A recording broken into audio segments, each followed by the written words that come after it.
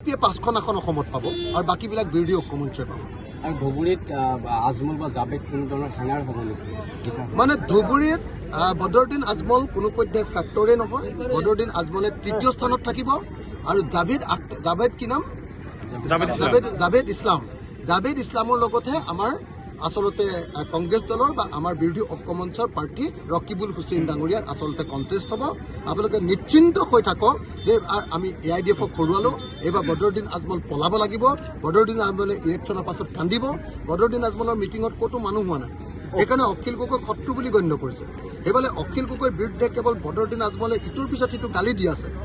অখিল গগৈ বিভিন্ন মুছলমানৰ শত্ৰু, মুছলমানৰ গাদ্দাৰ এনেকুৱা ধৰণৰ কথা কৈ আছে, কিন্তু অসমীয়া জাতিৰ আৰু মুছলমানৰ আটাইতকৈ ডাঙৰ গাদ্দাৰজনৰ নামেই কিন্তু বদৰুদ্দিন আজমল ডাঙৰীয়া। বৰপেটা সংসদীয় সমষ্টিত বিৰোধী ঐক্যই বিশেষকৈ অখিল গগৈ এগৰাকী প্ৰাৰ্থী বিচাৰিছে, কি কয়? মানে আমি বিৰোধী ঐক্যমঞ্চক বাৰম্বাৰ কৈ আছো যে এইবাৰ অসমৰ মানুহে পৰিৱৰ্তন বিচাৰিছে, বিজেপিক ভোট নিদিয়ে। কিন্তু বৰপেটাত অসুবিধাটো হৈছে যে বিৰোধী ঐক্যমঞ্চৰ পিনৰ প্ৰায় তিনিজন প্ৰাৰ্থী, এজন কংগ্ৰেছৰ পৰা দিলে, এজন CPM-ৰ পৰা দিছে, আনজন আকৌ তৃণমূল কংগ্ৰেছৰ পৰা দিছে। তিনিজন প্ৰাৰ্থী হোৱাৰ কাৰণে আমাৰ মানুহবিলাক কনফিউজ, সাধাৰণ ৰাইজ কনফিউজ হৈ আছে, দুধুৰ মুদ্ৰাত পৰিছে।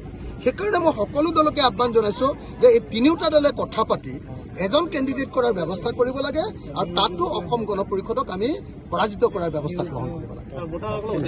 মন্দিয়া বিধানসভা সমষ্টিৰ 5খন ৰাজহুৱা সভা বা গণসমাৱেশ আয়োজন কৰা হ'ল আৰু 5খন গণসমাৱেশত ৰাইজৰ লগত কথা পাতি আমি নিশ্চিত হৈছোঁ যে বৰপেটা জিলাটো ধুবুৰী লোকসভা সমষ্টিত পৰা যিটো এলেকা, সেই এলেকাৰ ৰাইজে এইবাৰ ব্যাপক হাৰত কংগ্ৰেছ দলক হাতৰ চিনত ৰকিবুল হুছেইনক ভোটদান কৰিব।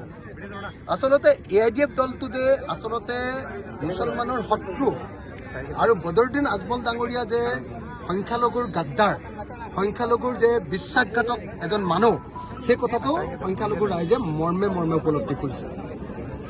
মামা আৰু চাচাই যে সদায় একেলগতে পলিটিক্স কৰে, মামাই চাচাৰ পিঠিটো খজুৱাই দিয়ে আৰু চাচাই মামাৰ পিঠিটো যে খজুৱাই দিয়ে, এই কথা সংখ্যালঘুৰ ৰাইজে এইবাৰ পুৰা বুজি উঠিছে। সেইকাৰণে সংখ্যালঘু ৰাইজে এইবাৰ সিদ্ধান্ত লৈছে যে এইবাৰ বদৰুদ্দিন আজমল ডাঙৰীয়া আৰু বিজেপি এই দুইটা দলকে, অসম গণ পৰিষদ দল আৰু AIDF এই দুইটা দলকে এইবাৰ পৰাভূত কৰিব। সেইকাৰণে মই আপোনালোকক খাটাংকে ক'ব খোজো যে ধুবুৰী লোকসভা সমষ্টিত বদৰুদ্দিন আজমল ডাঙৰীয়া হাৰিব, নগাঁও লোকসভা সমষ্টিত এইবাৰ AIDF হাৰিব আৰু কৰিমগঞ্জ লোকসভা সমষ্টিত এইবাৰ AIDF হাৰিব। AIDF-এ বিজেপিৰ হৈ যিটো চামচাগিৰি কৰি আছিলে, দালালিগিৰি কৰি আছিলে, এইবাৰ অসমৰ মানুহে সম্পূৰ্ণৰূপে বুজি উঠিছে আৰু সেইকাৰণে এইবাৰ লোকসভাত AIDF শূন্য হৈ পৰিব।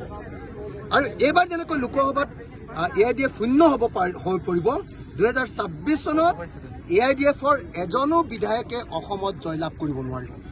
2026 চনত আমি বিজেপিৰ লগতে AIDF-ক ব্ৰহ্মপুত্ৰত দলিয়াই দিম। আমাৰ বদৰুদ্দিন আজমলৰ যিটো তলা চাবি নহয়, সেই তলাটো থাকে বদৰুদ্দিন আজমলৰ ওচৰত, চাবিটো থাকে সদায় হিমন্ত বিশ্ব শৰ্মাৰ ওচৰত। সদায় হিমন্ত বিশ্ব শৰ্মাই বদৰুদ্দিন আজমলক নিয়ন্ত্ৰণ কৰে। এইবাৰ 2026 চনত আমি দুইটা তলা আৰু চাবি আনিম, হিমন্ত বিশ্ব শৰ্মা আৰু